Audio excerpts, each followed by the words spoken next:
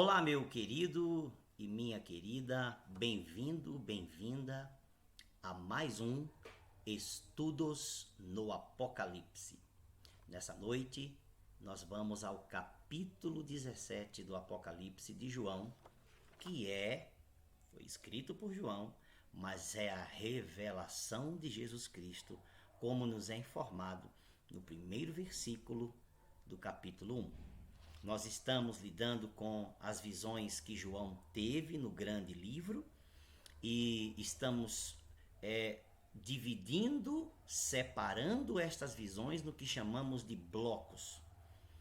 E separamos basicamente os blocos quando João diz aquela expressão: e depois destas coisas eu vi. Cada vez que João diz isso, nós compreendemos que uma nova visão, uma nova série de conhecimentos se abre diante do vidente, do apóstolo. E ali ele pode então descrever uma outra série de acontecimentos ou de eventos que até aquele momento ele não sabia. Aquele período se encerra e aí ele diz de novo: e depois destas coisas. Eu tenho dito que o número de capítulos do Apocalipse se reduziria se o Apocalipse fosse separado em capítulos e versículos exatamente nesses momentos. E depois destas coisas eu vi. Nós estamos então agora na outra visão de João, na quinta visão, se não me engano é isso mesmo, na quinta visão de João, que começou no capítulo 15, no meio do capítulo 15. A abertura dos 7 selos. O derramar, já vimos a abertura dos selos, já vimos o tocar das 7 trombetas. Agora nós estamos, e já vimos nosso último encontro, nós já vimos as 7 taças da ira de Deus sendo derramados no planeta de forma global e também cósmica, porque isso ultrapassou até o raio do planeta Terra, indo até o Sol e as estrelas, meteoros, e vocês viram coisas desse tipo. Então, vamos ao capítulo 17. Lembre-se que no capítulo 16 encerrou aquelas pragas, Deus aguardou o arrependimento dos homens, dos seres humanos que estavam ali, e eles não se arrependeram, ao contrário, continuaram blasfemando de Deus.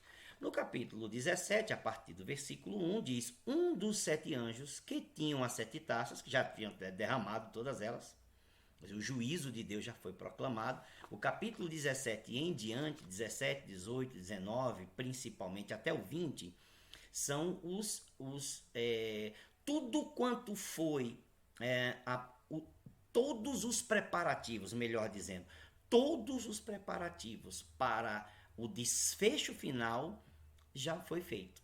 Agora então resta apenas esse desfecho final das coisas. Juízo contra a cidade, né, que nós vamos ver, o juízo contra a religião global, o juízo contra o próprio anticristo, depois contra as nações, depois e assim nós vamos caminhando. Mas agora estamos caminhando, perdoe dizer a palavra novamente, caminhando, estamos caminhando para o desfecho final agora dos últimos acontecimentos. Então, versículo 1 diz: um dos 7 anjos que tinham as 7 taças veio e falou comigo, dizendo: venha, vou lhe mostrar o julgamento. Agora começa o fim. Vou lhe mostrar o julgamento da grande prostituta que está sentada sobre muitas águas. A grande prostituta, o anjo vai mostrar aqui. Os reis da terra, depois o anjo também revela o que é tudo isso. Não é? Começa com uma declaração espiritual, mas obviamente à medida que o texto vai se desenrolando, nós vamos compreendendo do que o anjo está falando e o que João passará a ver a partir de agora. Os reis da terra se prostituíram com ela, e os que habitam na terra se embriagaram com o vinho da sua prostituição. Quer dizer, João, então, a mente dele é levada a um ato de prostituição, um ato imundícia moral. Mas aí agora João vai ver do que o anjo está falando. O versículo 3 diz: o anjo me transportou, me levou em espírito, me transportou no espírito a um deserto. E vi uma mulher montada numa besta escarlate. Lembra, a besta escarlate é o anticristo. A primeira besta é o anticristo. Besta repleta de nomes de blasfêmia. Já vimos esse camarada. Depois você volta lá às outras aulas e você vai ver. Com 7 cabeças e 10 chifres. Vocês já viram tudo isso. Depois o próprio texto nos explica. A mulher estava vestida de púrpura e de escarlate. E essa aqui é uma descrição interessante, que não é aquela outra mulher que a gente diz que é Israel, que a gente disse do capítulo 12, que é Israel, que foi também para o deserto. Aquela mulher não estava vestida de púrpura e escarlate. Essa vestimenta é uma vestimenta imperial, é uma vestimenta suntuosa, é uma vestimenta luxuosa. É uma vestimenta típica de palácios. Portanto, uma vestimenta chamada imperial. Ela está vestida de púrpura e de escarlate, enfeitada com ouro, pedras preciosas e pérolas, tendo na mão um cálice de ouro transbordante de abominações e das imundícias da sua prostituição, do tamanho da sua imoralidade, da sua sujeira. Ela tem um cálice, quer dizer, é o símbolo. João está vendo uma visão, é uma visão que ele tem, portanto, ele está vendo um simbolismo ali.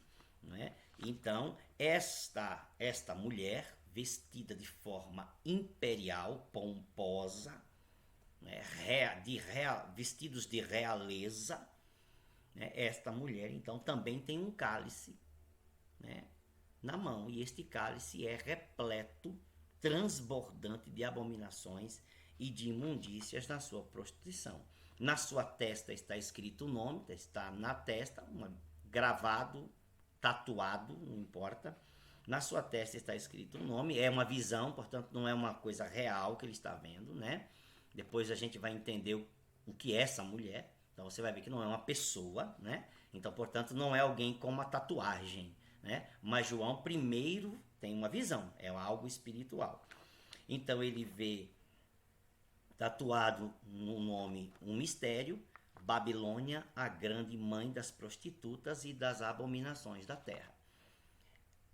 O anjo, ou pelo menos a visão, tenta mostrar que esta mulher, ela é semelhante, ela é também uma Babilônia, Babel, junção de línguas, confusão de línguas, Babilônia, uma multidão de nações, um governo de nações, quer dizer, governando sobre nações. É a grande mãe das prostitutas. Ela não só é uma prostituta, como ela é a mãe. Ela gera todo esse mal, toda essa imundícia, toda esta malignidade.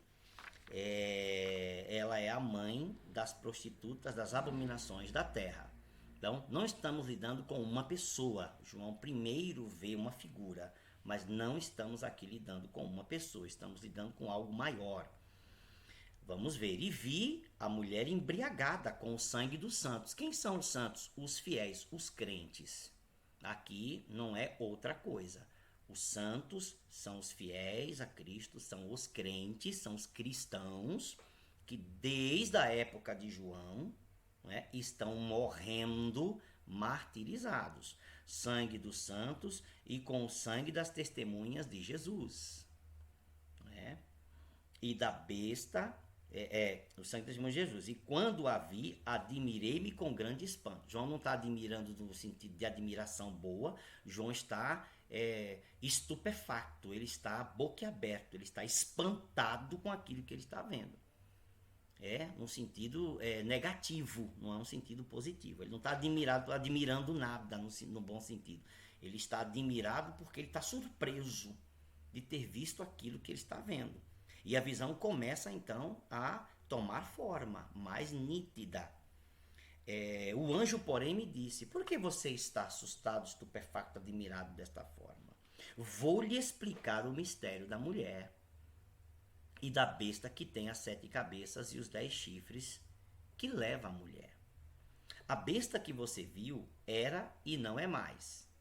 Está para emergir do abismo, lembra? Então é o anticristo. Está para emergir do abismo e caminha para a destruição. Vai ser destruída. Aqueles que habitam sobre a terra, cujos nomes não foram escritos.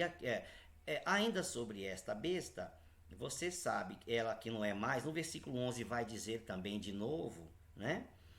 Que ela não é mais e também ela é também o oitavo rei, mas essa besta que não é mais, lembram do Nero redivivo, a profecia da ressurreição. É e não é mais, depois volta, né?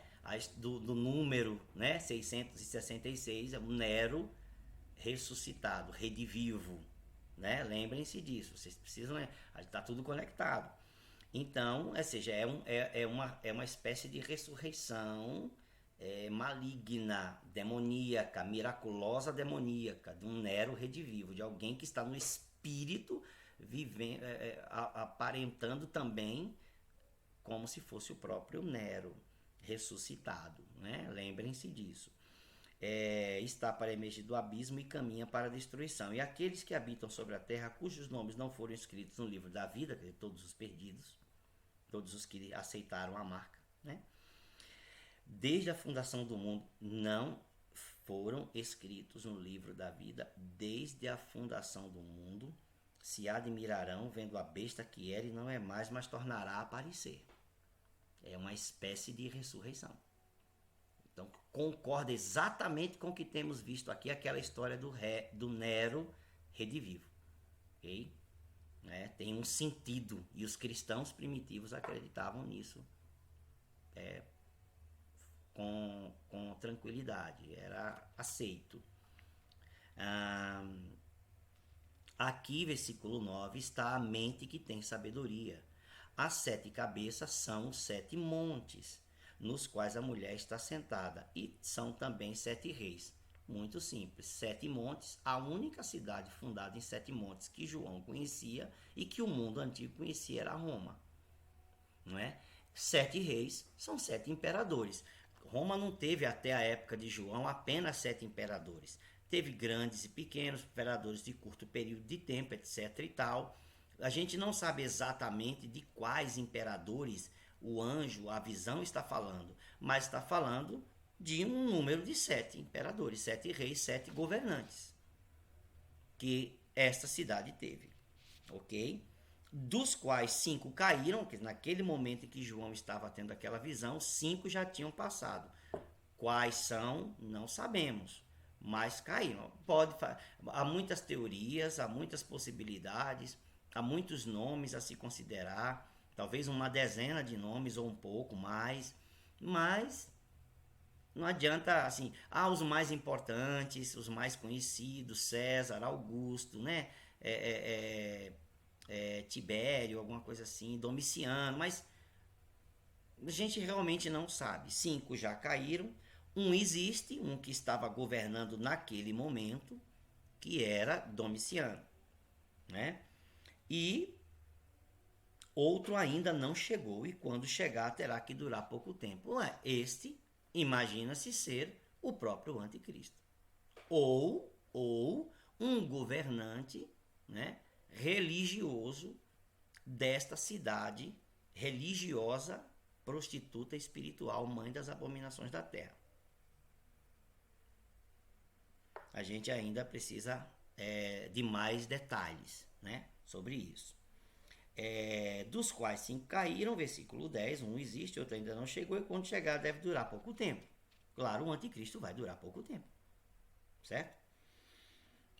E a besta que era e já não é mais, é também o oitavo rei, é o oitavo governante, mas faz parte dos 7, olha que coisa, né?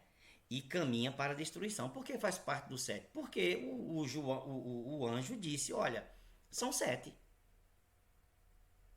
O Nero ressuscitado, redivivo, se torna o oitavo, que é o anticristo, mas que também é do 7. Um dos 7 se torna o oitavo, mas é um dos 7. Simples, é muito simples, certo? É porque ele reaparece. Ele reaparece. Então, será o oitavo, mas é do 7 que já foi. Nero, inclusive, então, estamos entendendo que Nero é um dos 7. Alguns vão dizer, não é possível. Pode ser, reaparece, é um dos 7, então é isso. Nero, entendam, é o Nero Redivivo, é o que a gente está dizendo aqui, o apelido, né, do número, é o significado do número 666, que a gente já viu, né, e que o anticristo virá nesse mesmo caráter, nesse mesmo espírito, não é? E os espiritualistas, vamos dizer assim, aqueles que entendem, que esperam essas coisas, os obscurantistas, vão naquele momento, lá naquela época, compreender que é uma profecia antiga sobre Nero ressuscitado. Tá? Nós, os cristãos que estivermos, os que estiverem vivos nesse momento, vai saber exatamente do que se trata. É o anticristo. Ok? Então o 11 é essa, o oitavo é um dos 7. Simples. Vai reaparecer. Vai durar pouco tempo. A gente sabe que o período realmente, né, de operação real do anticristo, no período de 7 anos, 3 anos e meio, ele, né, ou 7 anos, independente, seja 3 anos e meio ou 7 anos, é um período curto para o tempo bíblico, não é?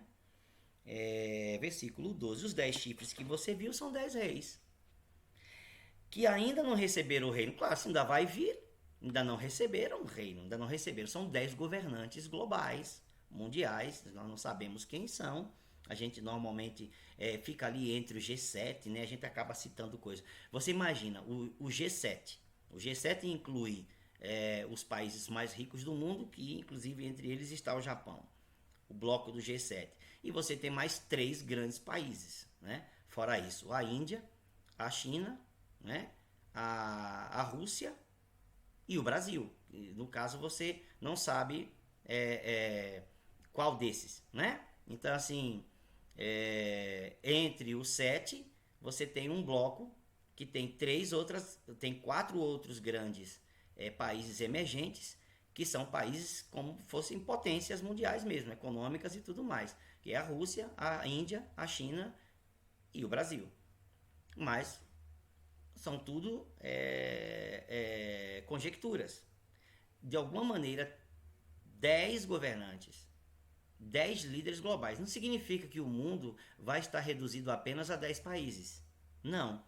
É que os mais poderosos governadores do mundo, são esses 10 reis, vão receber esse governo, né? Receber este reino, este governo, mas recebem autoridade como reis, como a besta, durante 1 hora, um curto período de tempo, né? E é nesse curto período de tempo que eles realizam todo esse esquema que nós estamos vendo no Apocalipse de controle global, né? Estes versículo 13 têm um mesmo propósito, oferecer à besta o poder e a autoridade que possuem. Quer dizer, eles recebem um governo, são homens ou mulheres, não importa, de grande autoridade global, mas o intento que está na mente deles é entregar essa autoridade, esse governo, ao anticristo, à besta. Eles nasceram para isso. Eles vivem para isso, vão viver para isso. E o propósito de vida deles é esse. Certo? Lutarão contra o Cordeiro. Além disso, outro propósito desses governantes globais é lutar contra o Cordeiro, contra Jesus. Mas o Cordeiro os vencerá, pois é o Senhor dos senhores, o Rei dos reis. Serão vencedores também os chamados, eleitos e fiéis que estão com o Cordeiro, os separados. Aí você vê os 144 mil, os fiéis, os santos, todos que estão com o Cordeiro, todos que estão do lado de Cristo, né? O anjo disse ainda, versículo 15: as águas que você viu, onde a prostituta está sentada, são povos, multidões, nações e línguas. Quer dizer, imagina, é um governo global. É uma influência global em todos os países do mundo. É isso que o mundo, é aí onde o mundo vai chegar. Certo? Os 10 chifres que você viu e a besta, estes odiarão a prostituta. Vai chegar um momento É um momento que é natural, onde essa própria cidade que nós estamos vendo aí, que a gente já viu que ela se assenta sobre os montes, depois você vai ver que é uma cidade, essa grande prostituta, essa grande prostituta não é só a líder do comércio global, mas ela é a responsável pela religião global, muito mais pela religião. E mais tudo que envolve o sistema religioso global. Chegará um momento em que o anticristo e os governantes também se voltarão contra ela. Porque ela, de alguma maneira, por ser mesmo equivocada e maligna, é um poder espiritual que de alguma forma acaba exercendo, cria barreiras, né? No controle e no governo, porque é um poder religioso. O poder religioso sempre contrapõe, mesmo que esteja a favor, o poder religioso em algum momento acaba contrapondo o poder político. Então esse poder político e militar vai se voltar contra esse poder religioso, mesmo que esse poder religioso tenha dado poder ao anticristo. O tiro vira. Gente, uma vez eu estava, aconteceu algo, um furto, aliás, um furto não, um caminhão bateu no muro de ferro, no muro de nossa ONG, de um dos prédios da nossa ONG, e nós achamos que tínhamos sido roubados, né? Logo chegamos de manhã, depois de um feriado, e chamamos a polícia, 2 viaturas chegaram lá e começaram a conversar. Eu falei assim, aí na conversa com os policiais, eu conversando com ele, falou assim, ó, às vezes assim no bairro até os bandidos, né, acabam protegendo o lugar aí, né? Eles falaram assim, não, bispo, não há honra entre bandidos. Eles falaram isso. Não há confiança que se dê a essas pessoas. Um dia eles se voltam contra você. É assim. É exatamente isso aqui.